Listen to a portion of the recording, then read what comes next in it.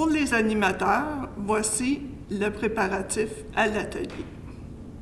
Bon, lorsque vous allez faire l'atelier, vous devrez prévoir que durera environ 1 heure au moins, selon le degré d'autonomie et les connaissances des jeunes de la couture.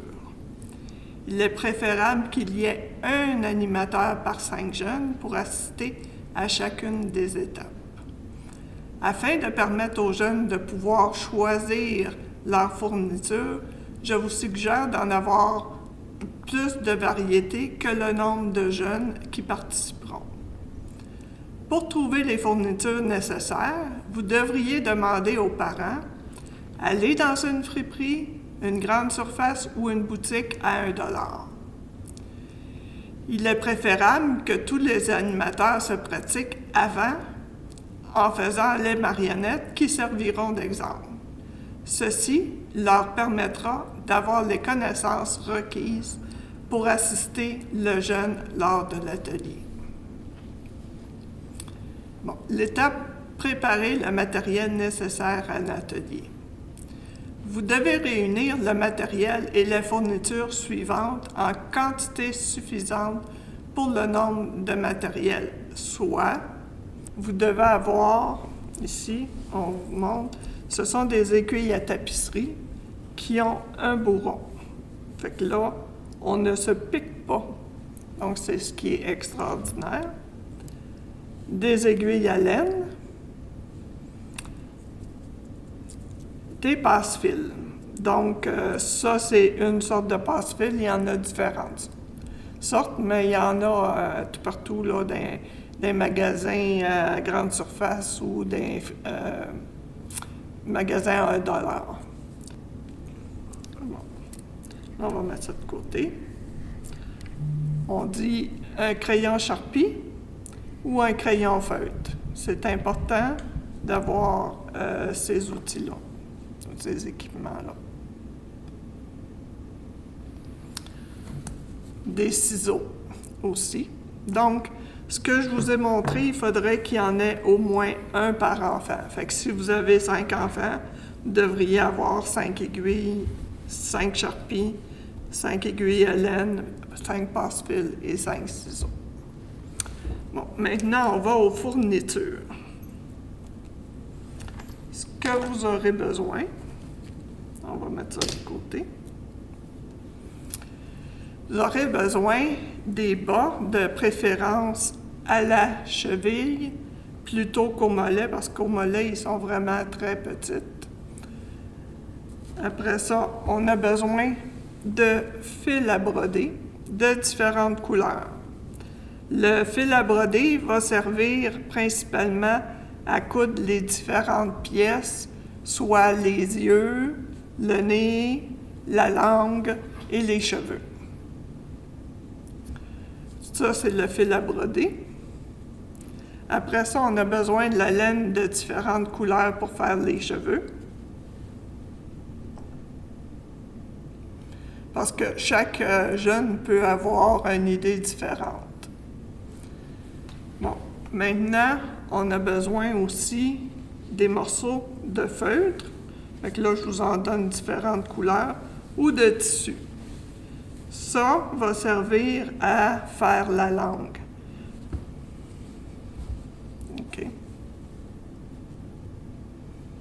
Puis, enfin, le plus important, des boutons. OK? De différentes formes, de différentes couleurs qui vont servir à faire les yeux et le nez de votre marionnette. Ma recommandation à l'animateur, c'est de se pratiquer. Pratiquez-vous en utilisant cette vidéo. Il vous sera plus facile à aider les jeunes et de savoir quand faire les pauses pour permettre aux jeunes de réaliser chacune étape de création.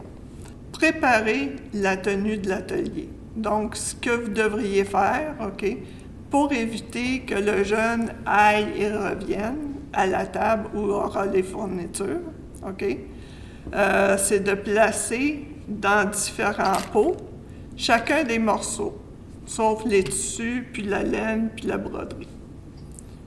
Fait que, en les mettant dans des pots, c'est beaucoup plus facile, ça va être regroupé, l'enfant va pouvoir choisir, puis encore, pour les pots, je vous suggère d'avoir des pots avec toutes les aiguilles, fait que le jeune va savoir que quand il le prend, l'aiguille est là, puis à la fin de l'atelier, il pourra le mettre à cet endroit-là, puis ça va être plus facile de faire le ménage par la suite. Bon, pour ce qui est de la laine, OK, ce que je suggère, plutôt qu'avoir une balle de laine, c'est peut-être de faire plusieurs écheveaux de laine coupés, parce que avoir 10 jeunes en même temps qui se prennent un morceau de laine, c'est très dérangeant, puis avec l'expérience, vous devez savoir qu'il y a des choses qui traînent un peu tout partout. Donc, faites des écheveaux, laissez les balles de laine à côté pour que le jeune puisse en prendre un. S'il en a besoin de plus, il revient et il y en a. La même chose pour les écheveaux de fil à broder. Okay? Quand on prend un écheveau comme ça, le fil est en continu et très long. Okay? Le jeune n'a pas besoin de tout ce fil-là, donc vous économisez là, le nombre d'écheveaux. Ce que vous faites, c'est que vous faites des petits bouts comme ça, donc à peu près de la longueur que le jeune va avoir besoin pour faire coudre ses yeux et son nez. Regrouper les boutons par forme, OK, afin que le jeune soit plus facile de faire un choix.